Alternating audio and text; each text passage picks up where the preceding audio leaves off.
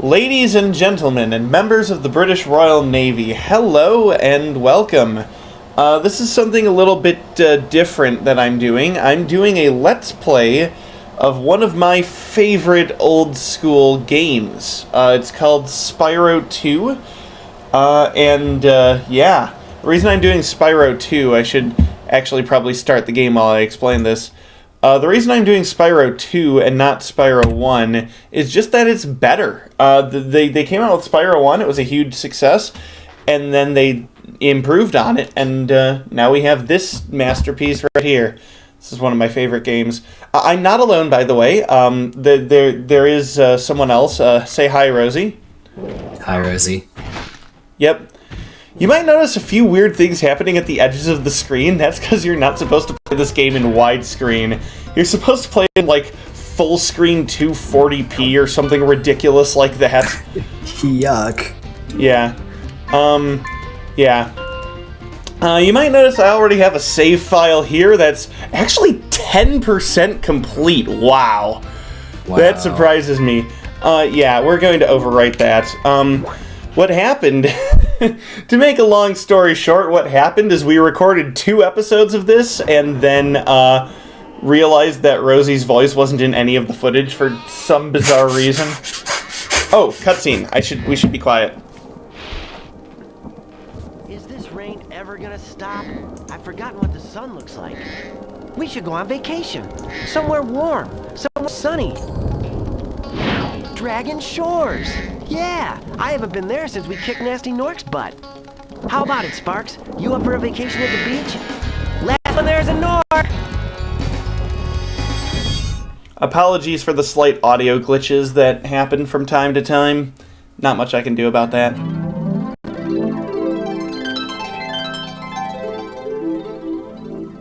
Is it working, Professor? Almost. Just a few more adjustments to these orbs and... Maybe this isn't such a good idea. Bringing a dragon here could just make Ripto angrier. Calm down, Hunter, and stop fidgeting.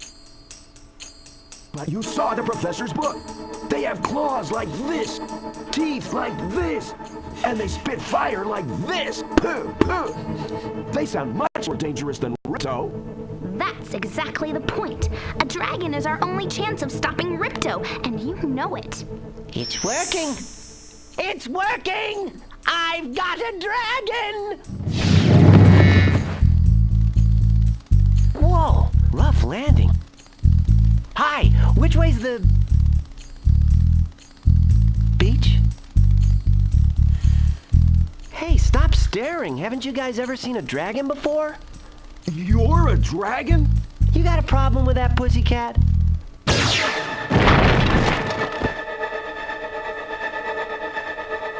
Well, someone forgot to invite me to the party. Were you trying to keep something from me? A dragon? You brought a dragon to Avalar? I hate dragons! Yeah!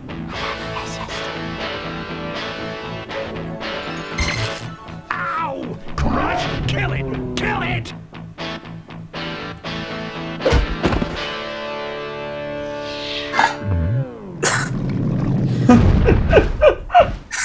Go! You imbecile! You ate my scepter! Great graphics. I just, Deal with you later! I'll say it after the cutscene. Who is that jerk? That was Ripto, and we have to get rid of him. He's causing all sorts of trouble around here, but I haven't got time to explain. Here, take this magic guide to Avalar. It'll help you begin to understand our worlds. Right now, I have to follow Ripto and see what he's up to. I'll meet you in Summer Forest, okay? Hey, wait a minute! How do we get ourselves into these messes, pal? Oh, apologies for the flashing at the end of each cutscene. I really don't know why EPSXE does that. Yeah. So, a few things I should mention. First off... Oh, I should turn the game volume back down to... There we go.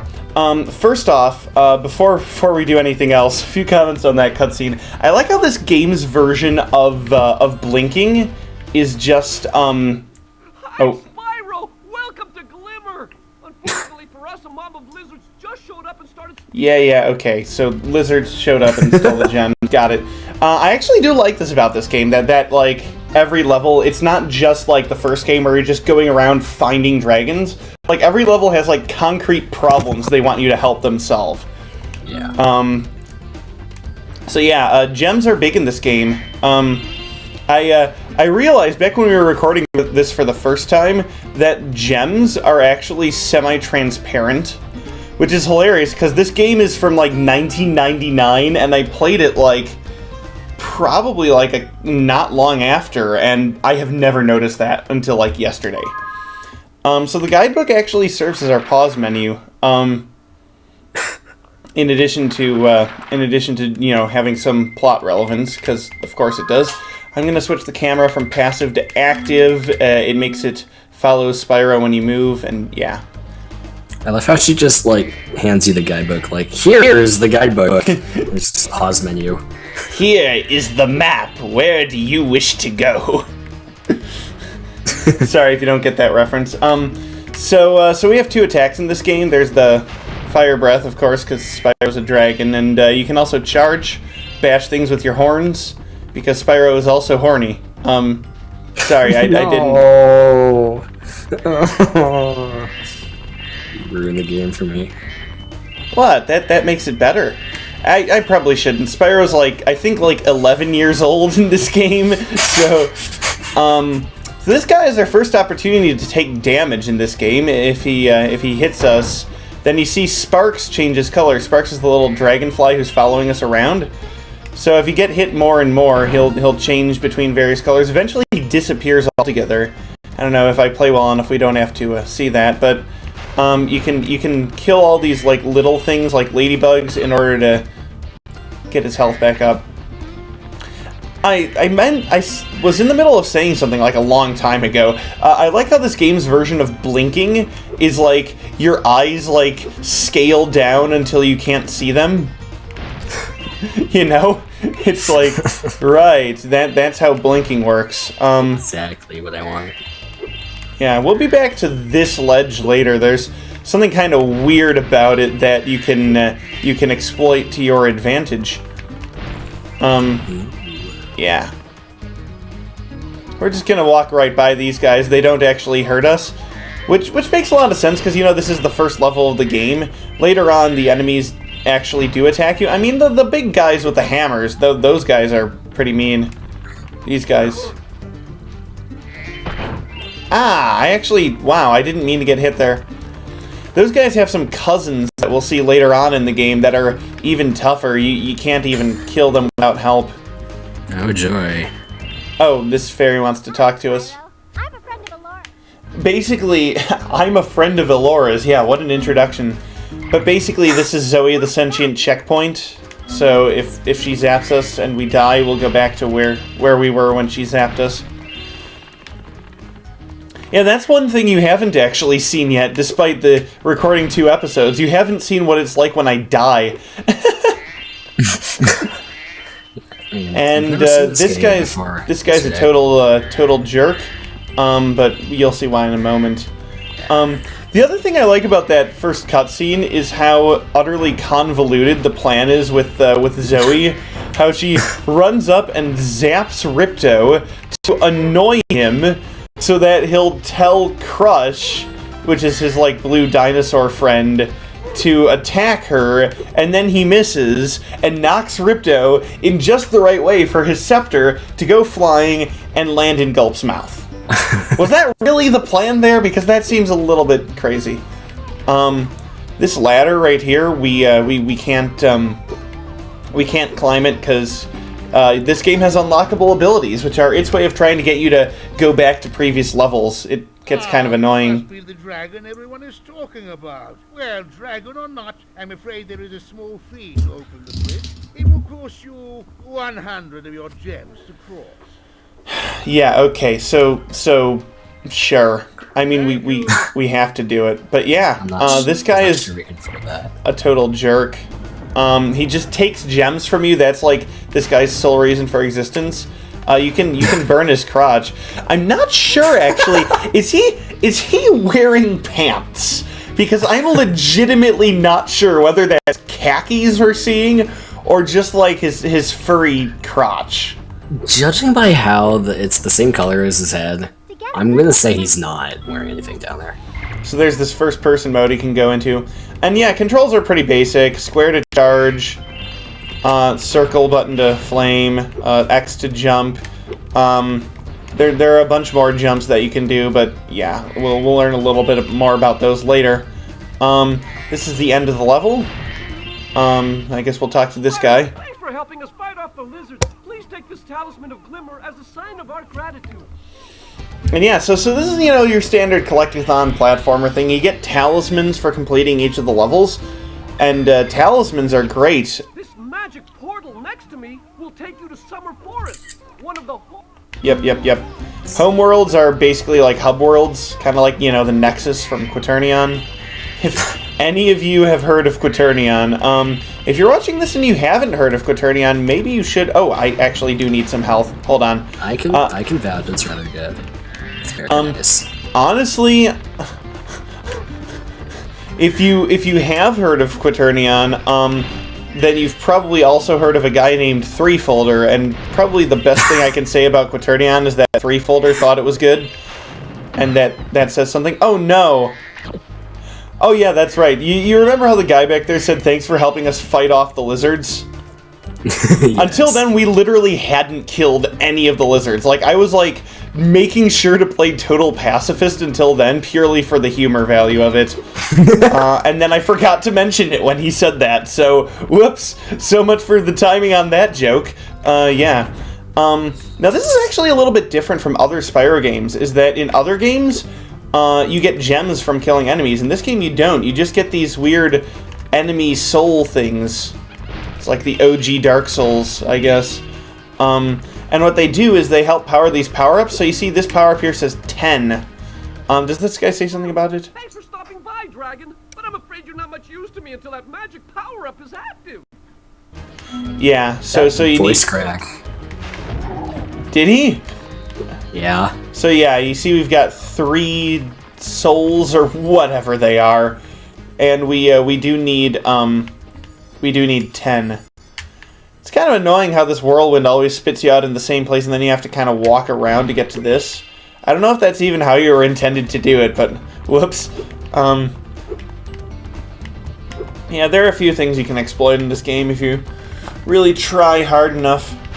But yeah, that's the one thing that makes this game different from the other Spyro games, is that in this game you don't need to kill all the enemies for 100%. You just need to kill enough of them to activate the power-up.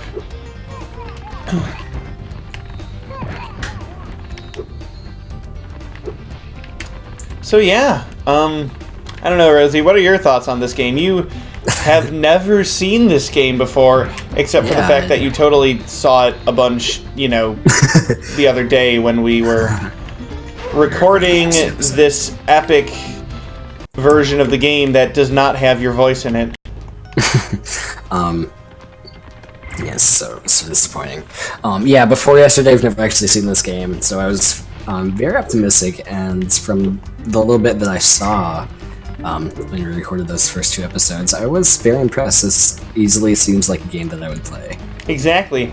What's really cool about this game is how great it is for how old it is. I mean, you think, back in the good old days, like, a lot of PlayStation 1 games have this horrible fog in them. Oh, this power-up's active, by the way, and we can use it to fly forever. The goal of this challenge is to activate these lamps, so... Anyway, what... beyond my ability. Oh, it's not that hard. It's the second version of this challenge that gets hard. Oh yeah, man, we missed the version. We're gonna miss the version of it. When I played this the first time we recorded this, I like almost failed, and it was so clutch. That's good. So this is the third type of collectible. Obviously, you have gems and talismans, but you also get these orbs. They have some significance that's not exactly clear at this point, and in fact, I think one of the characters is going to tell us pretty soon. Yeah, get the orbs. They're useful for something. It's basically what it amounts to, that conversation. But here's the thing about it. what they're actually used for, you might get some inkling of suspicion.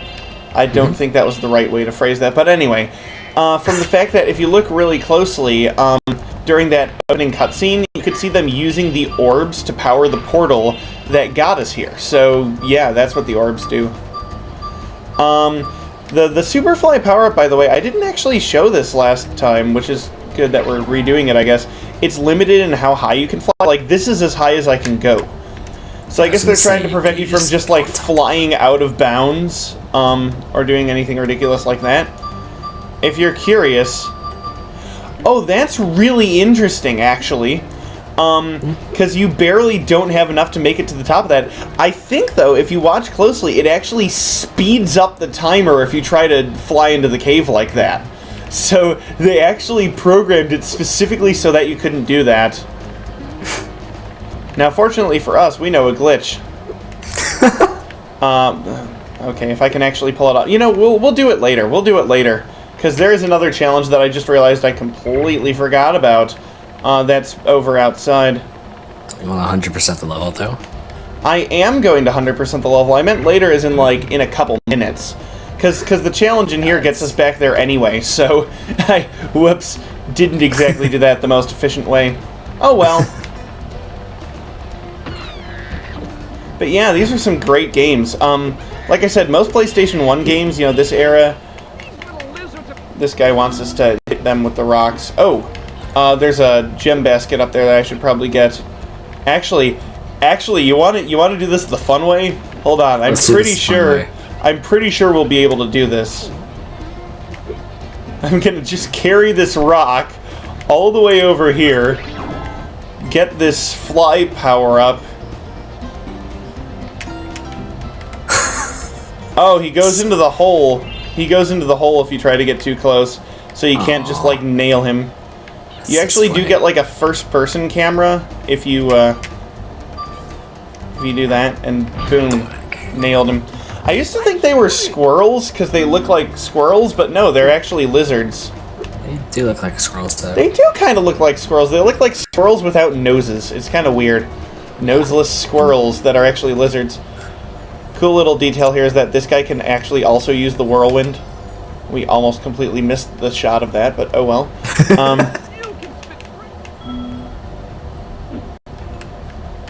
Like he just pulls like a rock that's half his size out of his pocket. Nah, well, out of what pocket? This guy isn't wearing any clothing. Not any pockets, just out of nowhere. I can only conclude that this guy is storing rocks in his ass crack. This guy would be very useful if you're trying to... I don't know why my mind went here. If you're trying to, like, run some drugs across the Mexican border... You just take some of the other kind of rocks and you shove them in this guy's anus. Speaking of shoving things in my anus, this lizard is giving it to me up the anus. Yeah, this game is perfectly child friendly. This Let's Play not quite. But yeah, this is a great game to play when, you know, it's the year 2000. You're like 5 years old. It's great. I wasn't alive in 2000s. Holy crap, I'm old. This game is older than you are, then. Wow, that's older than me, yes. When were you born again? 2001. I mean, I don't mean like when did you convert to Christianity? When were you born again? No. 2001. That's right. And what month? November. That's right. You're the person I know who was born after 9/11. I still think that's the weirdest freaking thing. It is kind of weird, yeah. Okay, well, my aiming was totally off there. No, it was like a wonderful it was shot. weird. No, it was weird. It was like glitching up. It wouldn't let me aim it properly. All right. Nailed that guy in the butt. You have to. You get like bonus. Do you get like bonus points if you time it so that it hits it when he's like sticking his butt at you? Oh man, there were these enemies. There were these enemies in Spyro 1 who literally like mooned you, and it was like the most hilarious thing. That was actually one of their big focuses when they made this game is enemy interaction. we get another orb. Now there's a third orb in this level, and it's up at the top of that ladder, but we can't climb the ladder. Fortunately, what we can do is this glitch. I did not pull that off properly. But yeah, this is called the double jump glitch. If you use the right combination of buttons, you can like sort of jump higher than you're supposed to be able to, and there you go. And now we can just sort of fly through the wall here. And here we go. And we've got another one of these.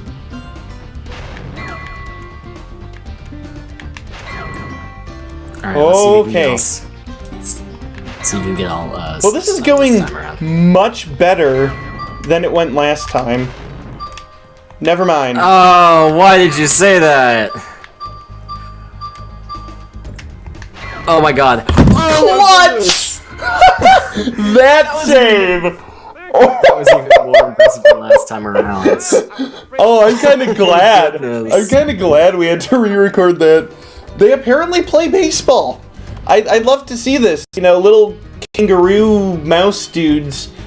Mouse kangaroos? I don't know. Somebody who's from Australia, please tell me what species this charming little creature is. Because it's probably like what happens when you crossbreed a kangaroo and a koala, which like you wouldn't expect them to be genetically compatible, but I don't know, mad science.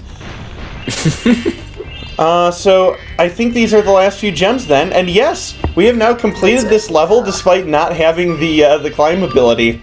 Yeah. That's supposed to be displaying the game in the lower left-hand corner. It's glitched. Thank you, EPSXE.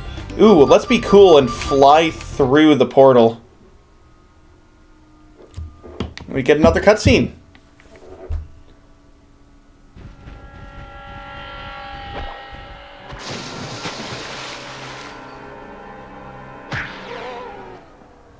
Oh no.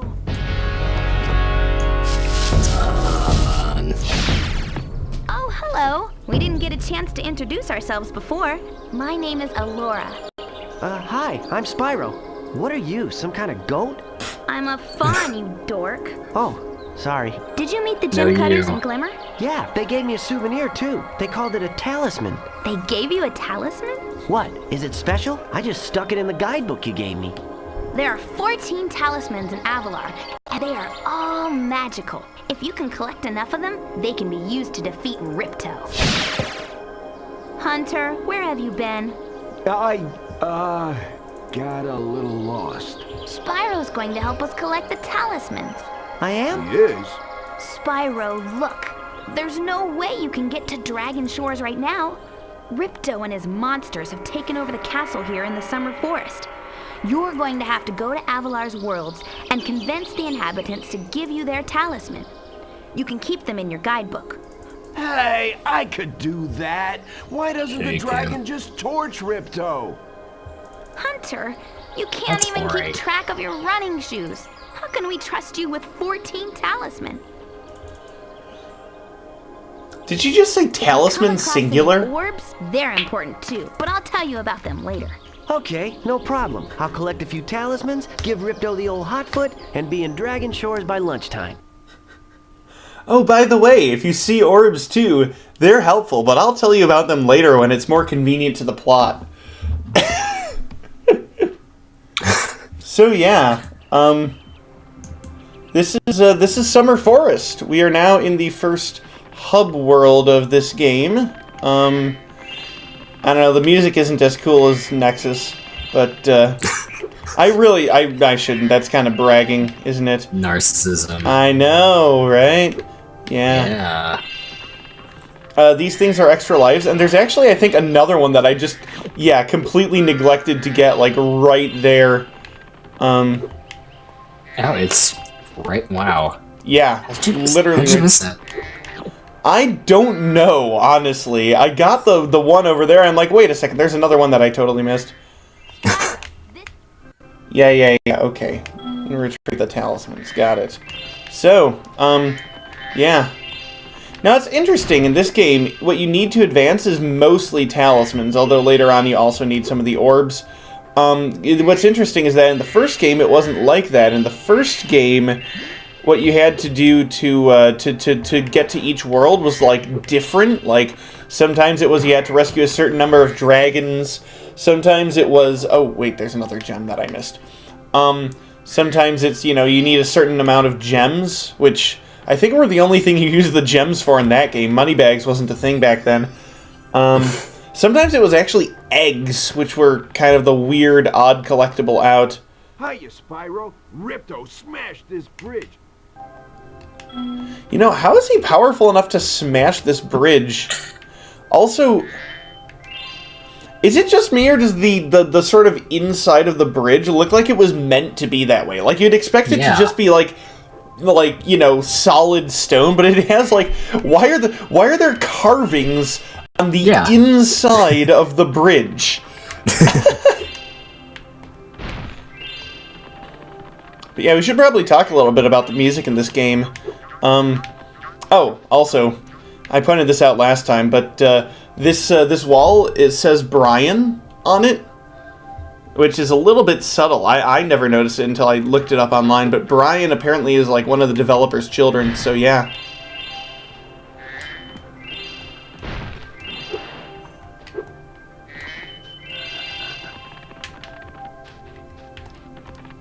Wow. Missed. Wow. Oh my... Okay, I can't be that bad. If I'm that bad later in the game... What was it that... Oh, that's right. It was the thing with the fish. There's a thing with... Hi, Spyro. Okay, so basically this guy's teaching us how to jump, and he's also a talking cat, which is pretty great. Okay. Last time... There's a puzzle involving fish later on in this game that... went very well the first time around. Yeah, let's say that. Let's go with that. It might be a bit of an alternative fact, but Very good. So long story short, you hit X once, you jump, hit X again, you glide, you hit triangle, you hover. Wow, you're a pretty good. And this is the other thing I was pointing out is, why does Hunter give us these orbs? Like, isn't he on our side where we should just be like pooling them together? 25 gems. Gems are color coded, so like these purple ones are 5, red is 1, green is 2, yellow is 10, and the purple ones are 25. By the way, Rosie, does that sound familiar at all? Well, unfortunately, what were the 5 ones again for those? So it's a red circle is 1, a green triangle is 2, purple rectangle is 5, yellow square is 10, and like a pink oval is 25. Does that sound familiar, Rosie? Not at all. There's a reference to that in Quaternion, and now that I've mentioned that, if any of you play Quaternion, you'll be able to skip an entire level. So whoops. People who speedrun it, I mean, there are videos up there, so not sure it'd be an issue anyway. Yeah. So sadly, we can't really progress much further because we need to be able to dive underwater, and we can't. Like, I even know what button it's assigned to. I can't, and that's because we haven't learned it yet. And, of course, our teacher is none other than this dickwad. And it costs us 500 gems to learn how to swim, and we have 455. So what we have to do is we have to go into one of these levels, like wonderful little idle springs here, and get some more gems. But we're running a little bit towards the half-hour mark. I did not phrase that very well. So, I think we're going to leave it there. Thank you all for watching. Remember to like this video. If you want to see more, you can hit the subscribe button and also hit the little bell symbol to get notified every time I upload a new video, even though I should be uploading them on a pretty regular schedule, so you could probably predict in advance. Oh well. Better hit the bell. Yeah, and then leave a comment, by all means. Leave 2 of them, leave 3, leave 10. I don't really care. 69? Any attention I can get is... Yeah, 69, sure. And hope you have a good You. day. Goodbye. You. Cheers.